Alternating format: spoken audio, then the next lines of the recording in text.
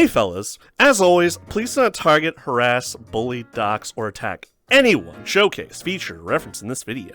This is just my personal commentary on some nonsense that happened on Twitter a while back. Hey, what's going on, everybody? Just your back in action here to talk about something else today. By something else, a return to a state of normalcy. Your garden variety furry drama. Twitter, more specifically furry Twitter, a hot take hits the open waters, outrage ensues, the furry fandom suddenly divided while most people just want to go on with their everyday lives. Nothing new, honestly. This happens every other day now, but I gotta admit, it was kind of funny to watch when it all played out the first time around.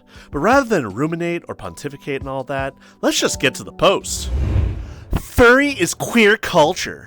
If you're straight and not trans, respectfully, you're a guest, and I don't care about your political standing or your religious beliefs. Talk to a wall. I'm sorry, what? Furry is queer culture. Say what? Furry is No, I heard you right the first time around. Do I sense a hint of reproach here? Not to fixate on this too much, but it just seems kind of weird to read now. I mean, who the hell even posted this? Oh, okay. Suddenly I'm not so surprised anymore. Paw Butt. You know, I kind of like that name. Paw Butt. Kind of raises a few questions, though. Does that mean your paw looks like a butt, or your butt looks like a paw? Or maybe it's describing the action of putting a paw on your butt? I mean, no one's called butt paw as far as I know. By the way, I'm sometimes referred to Paw Butt as Paw here and there throughout the video because I think that's a fitting nickname. Anyways. So Paw Butt made this post a little while ago, as in back in December, but still recently enough that I still think about it sometimes and I still get reminders about it to this day. And I get the feeling that she said that with the expectation that would merit a sweeping wave of agreement in validating their views. Except the furry fandom took notice and you saw people on all sides of the aisle kind of take a look at that and go, huh? Yeah, sure, the furry fandom's pretty gay and sexually diverse, but I wouldn't exactly describe us as a queer fandom because we're not. That would imply that only queers would like to be or enjoy walking, talking animal people, and that's simply just not the case. All the furries just about had a field day reacting in a myriad of different ways. Way? The hell? Usually they all just kind of riffed on Paw Butt's statement saying shit like, furry is dragon culture, and if you're not a dragon, respectfully, you're just a guest, and I don't care about your political standing or religious views. Talk to the wall. Furry is Raising Cane's culture, and if you're a caniac, respectfully, let's raw dog it, no protection. Ooh, spicy. Or my personal favorite, furry is Polish culture, so if you're not Polish, respectfully, you're a guest, and I don't care about your political standing or religious beliefs. Talk to a wall. Yeah, buddy! Give me some of them pierogies. Just as an aside, while all of this was going on, Elon Musk was just about having a meltdown and went full 1934 Gestapo mode, banning people that disagreed with his H-1B desires to import the entire country of India's tech support, and arguing with people while showing his true colors. Was like so surreal, man. I want to pay people less, so I'm going to expand the H-1B status program so that our businesses can pay people from other countries peanuts so that the US can get ahead. US #1, baby! Totally not exploitive at all. Totally not. I promise you. So when Pod made this post, I legitimately thought it was just rage bait and everyone was just overreacting. And you gotta admit, the people that facetiously responded with parodies of the original post were kind of funny. But no, Paw Butt just kind of did the famous meeting replies on this post now. I assume she moved on, but she responded to people here and there and it's just kind of like, what? Oh, you're being serious then. Alright. Sounds like somebody's a little full of themselves. But hey, there's a lot of people like that these days, right? What's one more to the pile? And hey, you know what they say, everyone's entitled to their own opinion, right? Spend 5 minutes on Twitter or any other social media platform these days, and you'll very quickly be disabused of that notion right quick when the roving hordes of angry-ass people all jump down your throat to proverbially scream about why you're wrong. Either that or block you so they don't have to deal with your annoying ass. So the loudest voices in the room are the only ones that matter. Not necessarily right, but that's what it boils down to. It's just a little bit more complicated than that, but I digress. So Paw Butt is someone that just kind of appeared out of nowhere one day, at least as far as my Twitter feed goes. I don't know about your Twitter feed. So either the algorithm decided that their posts were something I'd be interested in, needed to see, or someone I'm following and are mutes with are following them. Either way, it started weeks ago, and while I didn't have much of a problem with them or their posts for the most part, it's just that as time went on, they started coming off as increasingly pretentious. Their posts were like the pontifications of that one edgy teen in the back of class that acts like they're better than everything and everyone by making passive-aggressive comments under their breath. Blinded by their own arrogance, but generally too sheepish to call attention to themselves by being louder than saying shit under their breath. The kind you just want to reach out and just smack a couple of times just to remind them where they are. Their posts kind of straddled the line between satirical and kind of funny, and absolutely smug and full of themselves. But over time, it was just kind of like, wow, from the other side, that's kind of annoying. Then she pissed off a whole lot of other people for what I initially took as bait. Rage bait. A jokey shitpost. The rest of the furry fandom didn't quite see it that way, so what I thought would be a post I'd see probably once, never again. No, this was quote retweeted, responded to, talked about, became the center and focus of the furry fandom culture war for the length of about 5 minutes. And by 5 minutes, I mean about a week and maybe a couple days after that, with a couple of echoes after the fact, including this video long removed after the fact. So who is Pob, really? Well, a cursory glance at her bio shows them to be Etherean. Oh, that's fun. A transgender girl who seems fairly invested into the music scene from what I could see. I mean, she's a musician, so it kind of stands to reason. Now, I saw a string of posts and recall them celebrating the occasion right around the time of Anthro New England was going on. And you know what? That's fantastic. What's not so fantastic is her attitude. But hey, that's just my opinion from what I could see. And when her posts just appear on any drama going on, it doesn't really help to improve my disposition in that regard. But hey, everyone's got an opinion. Opinions are like assholes, everyone's got one. While I got a little impression from her post as to her mode of character, that's generally a somewhat distorted impression of most people. I mean, like, would you really speak the way you do on Twitter as comfortably as you would in a crowded room in a public setting? Maybe, but probably not. Guess it depends on what's being said and who's involved, but it's something to consider at the very least. They're not paw butt anymore, by the way, because as of the editing of this video long after it was initially recorded, they decided to change it into cross mud. The distinction is that they themselves are cross and their persona remain paw butt. Same sort of idea, I guess, but goddamn, they should have just kept it the way it was, because paw butt was catchy. As they were named paw butt when all of this began, they will be referred to as thusly throughout the rest of this video. Also unrelated, but I have seen some resting bitch faces in my time, and goddamn, that is quite a resting bitch face. Ah well, what are you gonna do? So why am I making a video about this? It's less about paw butt themselves. Even now, I'm not even upset or all that peeved, but the post and the tone and the mentality conveyed isn't anything new. Every so often, whether in open conversation or in posts like this, there's someone that will assert or frame the furry fandom as being sort of like for queers, bi queers, for transgenders, bi transgenders, for gays, bi gays, and it's like, fuck straights and cis women, right? They clearly don't matter, even though I distinctively remember people celebrating cis women and defending them whenever controversial discussions would take place pertaining to misogyny. Nobody bats for the straights here, by the way. They just don't, okay? Rarely, people will defend their sexuality insofar as when a gay guy looks at a straight guy and says something like, oh, I can change them, or I can fix them. Usually as a joke. Usually. But sometimes not. And then it turns into, their sexuality and preferences are their own. They're not broken, leave them alone. Or the efforts through peer pressure that someone be gay to be part of a group and that straights don't belong here. Another will state that they are just as valid as anyone else. If you're wondering why it doesn't extend any further than that, it's the stated fact that gays, transgenders, and genderqueer individuals are marginalized victims that need a safe space. Alright. Anecdotally, I would say a sizable majority of the fandom would fall under being bisexual. So to describe the furry fandom as a queer space is kind of goofy to me because that would suggest that it's exclusively a queer space for only people falling under the LGBTQ banner, when it's not.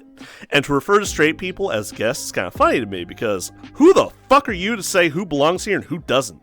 So in recent years, the sentiment that's been echoed is that the furry fandom is a queer space because it just so happens to be occupied by a large denomination of people that fall under the LGBTQ banner.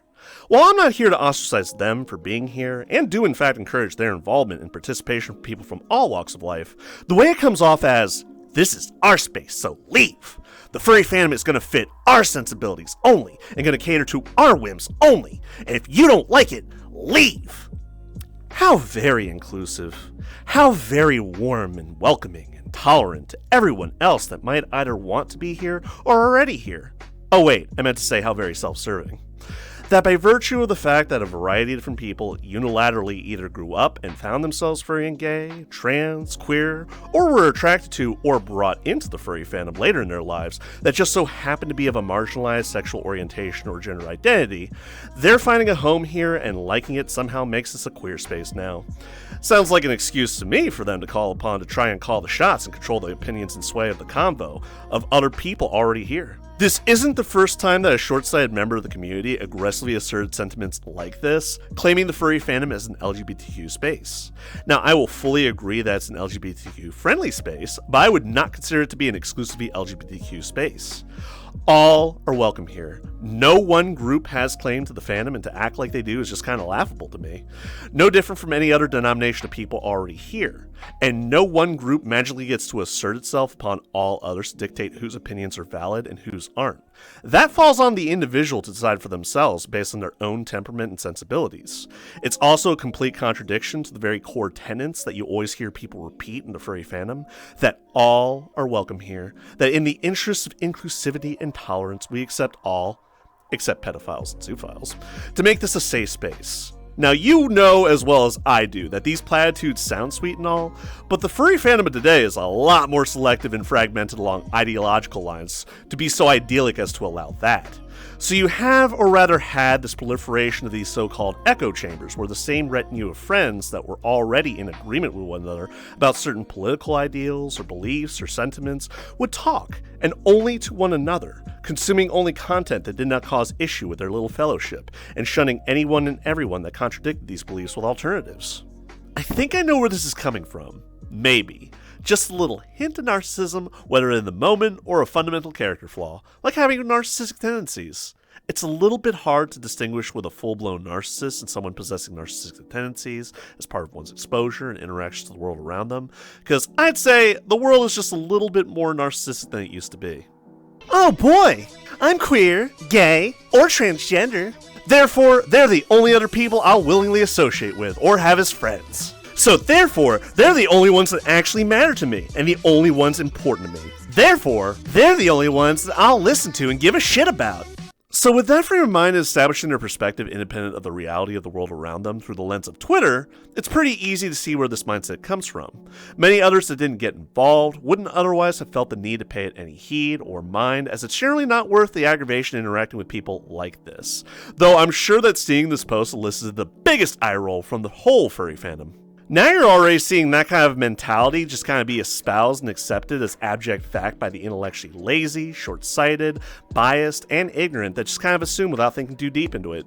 This is in stark contrast to the people that knew the origins of the furry fandom, had lived it, experienced it for all it had to offer, and saw it for what it was then versus what it is now and can meaningfully comment on it. We'll be talking more about that later this video. This issue, this problem, this debate, whatever you want to call it, will never be completely settled or resolved, by the way, but so long as people are just talking about it, I guess it's worth keeping it alive in the public consciousness. I just wish that people could think before they speak or type, and maybe think more along the lines of what works for the greatest proportion of people other than you, versus what works for you or people that think like you. Is it any wonder why there's so much drama in the furry fandom in the first place, why it seems like sometimes there's never consensus on anything? Guess the fandom's grown too big for its own good. This was inevitable with how polarized everything and everyone has become. I'll say the same thing when fur got all salty some furries dared to wear tactical gear as part of their cosplays to a furry convention, namely Texas Furry Fiesta. No one group here has say in reference to the majority saying that the furry fandom is this or that, regardless of the characteristics, interests, or qualities they possess. None have claim. All have claim. I'm getting kind of tired of people saying that the fandom's either this or that, or should be this, or should be that, because when you're dealing with this many different people, everyone's going to have a slightly different idea of what the furry fandom should be versus what it is. Sexuality isn't the basis for whether or not you're a furry or not, nor is gender identity or anything like that. You know, for as short-sightedly dumb as what Paulette said was, maybe I should honestly be thanking her, because this opened up the door to some pretty good discourse and discussion here. I just wish that people could be just a little bit more civil about it. I think people have some pretty strong misconceptions of what furry was versus what it is today. Obviously, nothing exists in a vacuum, and things change either a lot or just a little bit. What furry means to me will obviously be different from what it means to you, and vice versa. In any case, nothing exists in a vacuum. While the fandom might have been this or that once upon a time, a denomination of the LGBTQ furries have either alluded to or have stated with impunity that this is a queer space. It's not. You don't have exclusive claim to or say over what goes on in the fandom. You're undeniably a part of the fandom, just like me and everyone else that's already here, and can voice your opinions anytime you want, but you don't have say over what is or what should be. No one person or group or demographic does. There's no centralized authority here, and that's the beautiful thing about it, because furry is honestly what you make it out to be. I've known enough casuals that just like the concept of walking, talking animal people, to people that treat this pretty close to a lifestyle choice, and that's fine. Both are completely valid. Is it hard for you to accept the fact that there are other people different from you that will and continue to exist here independent of you? It's honestly no different from the other persuasion of furries that react adversely to gay shit in the fandom and make calls for its removal, or act like it's some big issue, when it's not. Because we can very easily have both without issue, you know? Also, this smug, dismissive attitude isn't helpful. Just comes off as wanting to be aligned with the various people already starting shit. Gay usurpers, I like that. I am once again reminded of the notion that it's a vocal minority that asserts this, and that belief is reinforced because no one questions or challenges it because they're probably worried about something more important and can't be bothered to get into useless arguments with strangers online. Just as an aside, I'd be careful and a little skeptical about anything Dear Victor here says. He's got a little bit of drama behind him from what I remember. So let's get one thing straight here. Being a homosexual or bisexual, whether you're a cisgender man or woman, pertains more to sexuality, whereas being transgender or queer is more of something that's relevant to your identity. All are considered to be part of the LGBTQ banner. That the victories won to exist without being targets for violence enacted against them by the state or their fellow citizens was thanks to the presumption that all were allies and united in that regard. This did come off as a form of gatekeeping along the lines of sexuality, safe bigotry from an ivory tower as it were. After all, remember when I said that nobody goes up to bat for straight people? The presumption is that everybody's either gay, trans, or genderqueer and fall outside of the norm by de facto.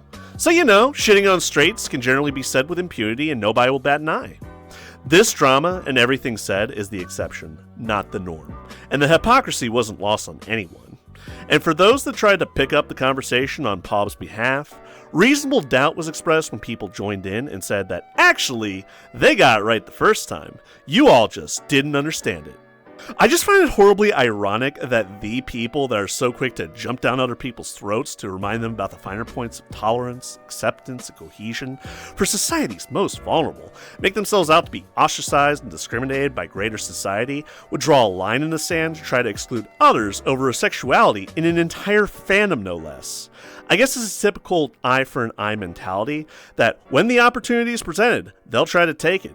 It's just so strange that in all matters they expect others to defer to them as the ones to determine whether something's bigoted, homophobic, or transphobic. I guess they're just a little bit cisphobic?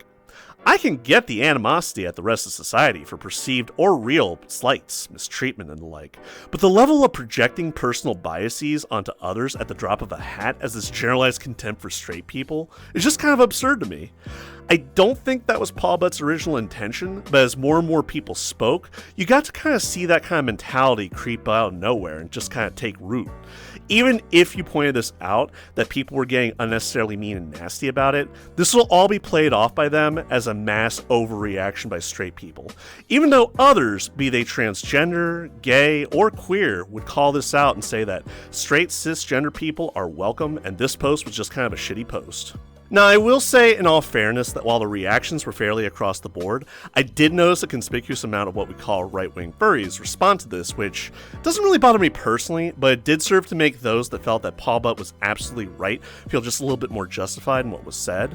It turned into a political issue by that point, though that proverbial problem won't be going anywhere anytime soon, if ever. The problem with political polarization is, I don't care where you stand in the political spectrum as long as you're not some extremist, Nazi, tanky commie, or whatever. But I would imagine matters of gender identity and expressing your opinions about that in relation to others become very polarizing the minute anyone brings politics into the equation. Because both sides are not only going to feel fully justified in what they're saying, they're also going to dig their heels into the dirt and not budge on anything. Then nothing changes, because neither side is willing to concede to the other or back down. So, like with most group discussions that happen in the furry fandom, both sides leave all indignant and nothing's really resolved. People just kind of move on until it becomes relevant the next time around. So when Pop announced that she's muting, it's apparently because clearly people just didn't get it. And she couldn't be fucked to get involved about that after the fact or explain herself, and in fact doubled down, even though she responded to people either favorably or negatively and was clearly cognizant of what was going on. Our feeble minds were just unable to grasp the simplicity of her poorly worded posts, and the extrapolations we made were wholly inaccurate and not at all what she said at all. Maybe. So she tries to backpedal and recorded a little blurb explaining, "Oh no, it's not that straight people don't belong here, it's the ones trying to force their beliefs onto me." You can be cishet and be a furry. Ask anybody that's been to a con or has been in the community and they will tell you that the furry community is, at large, a very fucking queer community. It's very gay, it's very queer, it's very zesty-ass community. If you are a cishet person, I don't think you have any place interjecting centrist or right-wing beliefs or trying to use religion in any way to demonize anybody in that community at all. And that goes for any queer community. If you are cishet and you are an ally, you should know that tweet doesn't apply to you. I feel like that was kind of context that was already in the tweet. It was very pointed at the aspect of it being religious or political. So if you saw that tweet and you think that I'm saying that you can't be a furry if you're cishet, obviously you can be whatever you want. You can do anything you want to do. But yeah, I think the furry community is definitely like a very queer community. And as far as being a guest goes, if you are a furry with a cross in your bio and an American flag in your name and you're coming in saying that this is how you think the morals of the community should be and that you just don't understand what's up with the gays in that community, I don't know. It's not really your place. Everyone's allowed to have their opinion. I have mine. I didn't think this was going to be like discourse of the day. I don't know. Yeah. Okay, would it have been that hard to have specified that the first time around? Because if that's generally something that happened and it's something you yourself experienced firsthand, that is bullshit. No one should be recipient to that. No one should have beliefs like pushed onto them that they don't genuinely believe in. And while I do occasionally see that happening, I don't consider it a pervasive enough problem so much as people espousing a particular belief or opinion and then getting hounded by the masses for it on either side. Kind of like Paw Butt, but what she said was admittedly kind of dumb. I think you meant what you said the first time around, bud. And it's like, rather than try and backpedal or try to shift the meaning of what you said, why don't you just take the L and move on, dude? Because this kind of blew up out of nowhere. So, people extrapolated their own meaning and tried to downplay what Paw Butt said in Play Editor. Oh no, this isn't what she said. It's those damn bigots that are the problem. To that, I say, Paw Butt's words speak for themselves, and to try to revise the meaning now or speak on her behalf after the fact would be disingenuous and dishonest at the very least.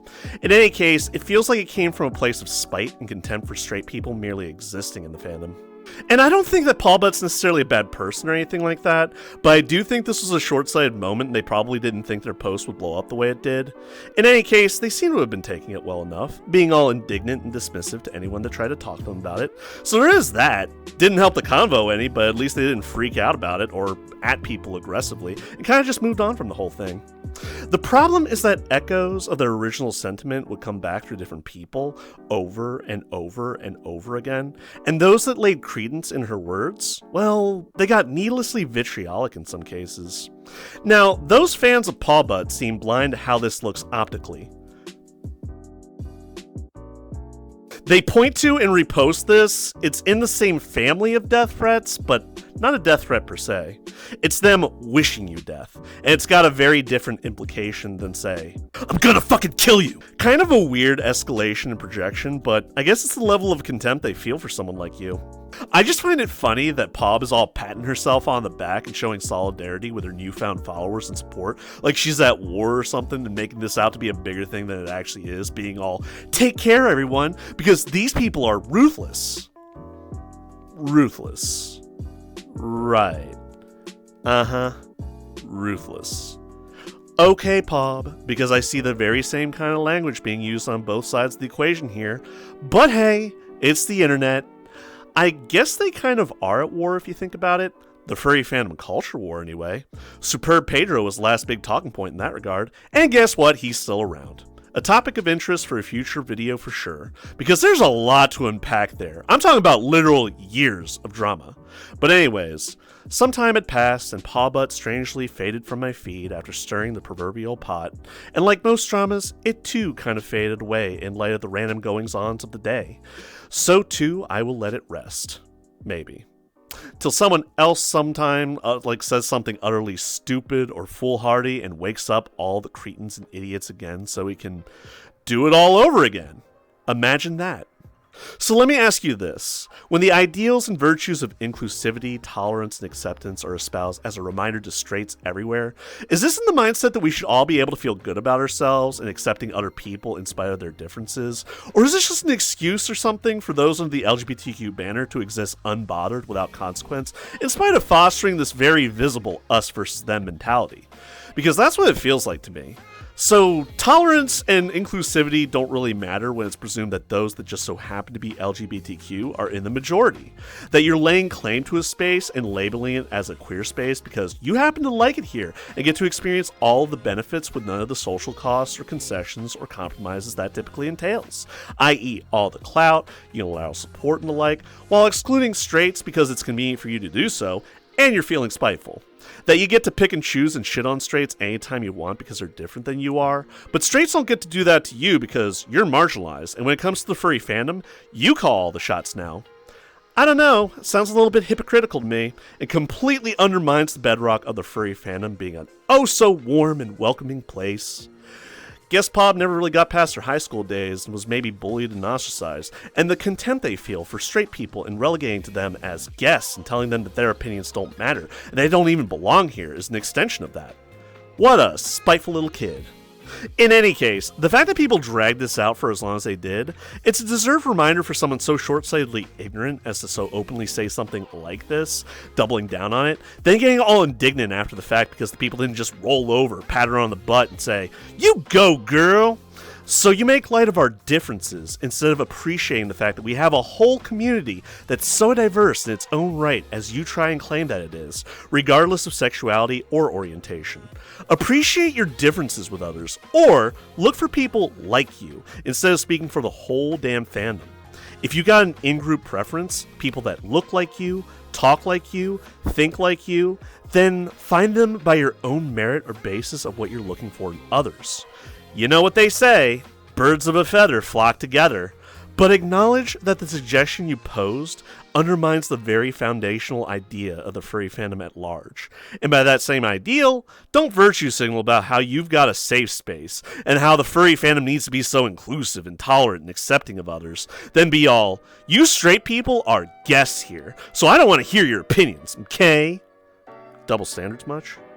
Now, what's funny is that this so-called historian arose to try and substantiate the post, going all, well, actually, the furry fandom both now and historically has always been an overwhelmingly queer space. And it's just like, no the fuck it wasn't, get the fuck out of here. He proceeds to share some absolutely not cherry-picked data with a revisionist perspective to make it seem like it's always been the way it is today, when that's just simply not the case. I am so glad that there were other gray muzzles and furries that knew the history of the furry fandom that could poke holes in this notion, myself included. The fandom was not overwhelmingly queer. It's more like it was a mixture composite of people that just so happened to be straight, bi, or gay. The focus and purpose wasn't about one's sexuality or gender identity, but an environment where the freedom of expression allowed for people to draw, write, or create without undue criticism from their peers. Within reason. Invariably, both straights and homosexuals created a little bit of a rift in the furry fandom in the early years. The sexually liberated among them that were free to express their sexuality or sexual imagery created tensions with those that saw the furry fandom as a predominantly heterosexual fandom or a non-sexual place. That perception would very quickly change, and personally, I think we can all be a little thankful for that.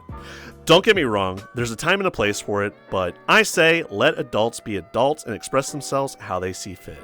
Within reason. Because the Burn Furs movement was a result of a growing denomination of furries that felt as though the furry fandom had somehow lost its way. It was becoming over-sexualized. Good thing they lost, huh?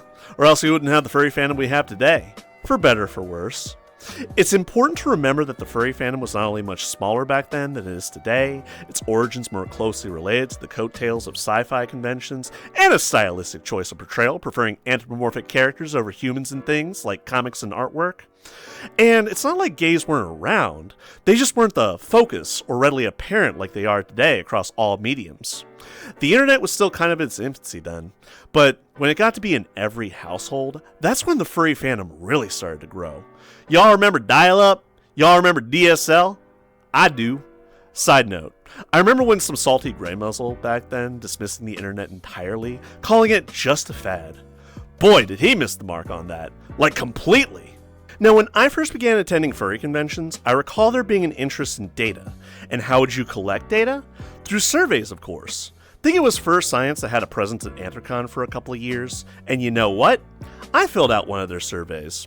While the nature of the survey was more focused on overall aspects and qualities of its respondents, not just sexuality, if I recall, at the time, the results in terms of sexuality were surprisingly even Stevens. About 1/3 straight, 1/3 gay, 1/3 bisexual, with some outliers along with any statistical data. It was about what I expected anecdotally based on furry porn and artwork kind of matching that expectation at the time. Now you'll have to understand, there are obviously going to be some limitations in data gathering, things like sample size, population, mean, median, and mode, standard deviations, variance, variables, coefficients. I'd imagine all of that would be kind of hard to accurately quantify, though I must say I applaud their efforts, as Fur Science seemed like the only entity out there interested in sort of identifying key aspects of the fandom's demographics that comprise the fandom at large. In terms of the contrast between the sexes as far as demographics go, the fandom was mostly a sausage fest back then, and guess what? It still is. But underneath the LGBTQ banner, there's a lot more diversity in terms of gender expression and identity, and there's a lot more cisgender women here now as well. Enough that there are occasional calls on social media for greater visibility for women who might be straight or lesbian, and hey, that's alright. There's something here for everyone, and we typically accept all. Those that would not fit the typical binary of sexual orientation or fit the norm would, on their own, over the course of their life, become what would be considered today as genderqueer or transgender, because transgender people existed long since prior to today. I even knew a couple along the way before it became as commonplace like it is now. But it was not common, like at all, compared to how things were back then. I was just a kid at the time, by the way, and the concept was completely new to me back then. Now, in terms of whites versus minorities, while it's fairly diverse now, as in you'll see more blacks, Asians, Latinos, possibly other ethnicities from all over the world. Hell, I even knew an Iranian furry from a while back, but whites still typically make up the majority of the furry fandom, even at a cursory glance, be it online, at conventions, and even events like fur meets, depending on your locale. Back then, even from the photos and things that survived the passage of time, I'd say it was predominantly white, like majority white. Because I, like some of you all, had the occasion to watch the Down the Rabbit Hole documentary-style video covering the ins and outs of the furry fandom's origins. Not that it was a perfect summarization of a few decades worth of history, but it does give you a rough idea of what it was like back then versus what it is now. And I lived a good part of it, and had occasion to get curious and look back at how things were through materials that survived the passage of time. As in paper materials, forum sites, artwork, and even some home videos from back in the day. Before the days of the internet, you had zines, kind of like magazines, except far more niche and more focused on a specific subset of people. You'd voice your interest in being on a mailing list and pay your portion to cover the tab. Obviously, the more people that paid into it, the less each individual copy would cost. And some unlucky son of a bitch headed down to their local library to Xerox copies of everything before shipping them out. Man, printing and copying costs must have been a little pricey back then. Pricier than some of the options available to us now. Anyways, if you're curious how I came upon such works, Grey Muzzles would honestly tell me how things were back then, and one year, someone distributed a whole bunch of old zines at Biggest Little Furcon, for anybody that wanted them. Thick little mags that just kinda looked old. Maybe I'll read some of the stories and materials that I found in one of these days, because that's most of what they were. Articles talking about things, short stories, artwork, all in glorious black and white. Alright, let's get one thing straight here. Being genderqueer as a gender identity wasn't even a thing back then like it is now. And for what I know and understand of dear Mark Merlino, God rest his soul, yeah, he was gay. pretty visibly and conspicuously gay later on in his life, but that doesn't mean that the furry fandom at large was prominently gay or founded by the gays. In fact, I recall people blaming poor Mark for attracting the attentions and involvement of alternative lifestylers, aka gay dudes, into the fandom when the Burn First movement started up. So there is that. Also, I don't know when being gay automatically meant you were genderqueer and vice versa. That has a lot more to do with your gender identity than sexuality per se. Queer was a slur and an insult for a while up until that point, before being sort of conceptualized into a separate identity back in the early 90s. Why should it even matter at this point whether or not the fandom was founded by the queer community? It wasn't, by the way, or not in the first place. If it's a matter of pride, then that's kind of a weird flex to me, but hey, whatever, I guess.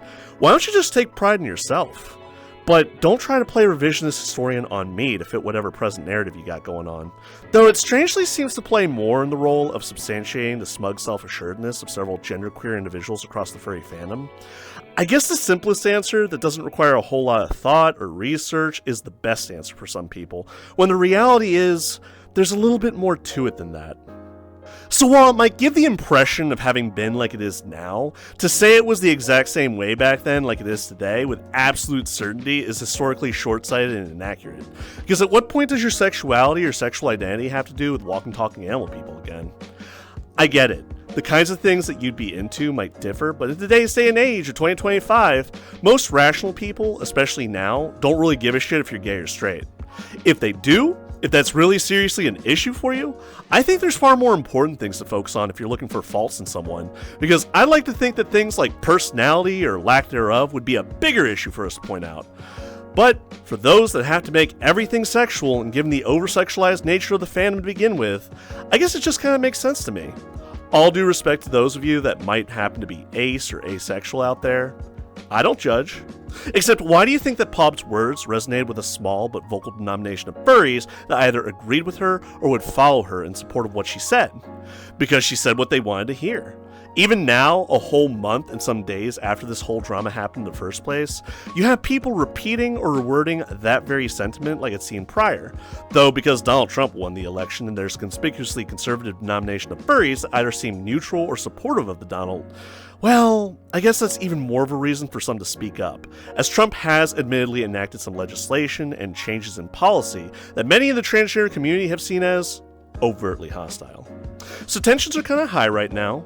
I get it, and I sympathize, but not an excuse for you to be saying or doing stupid shit right now, in my oh-so-humble opinion.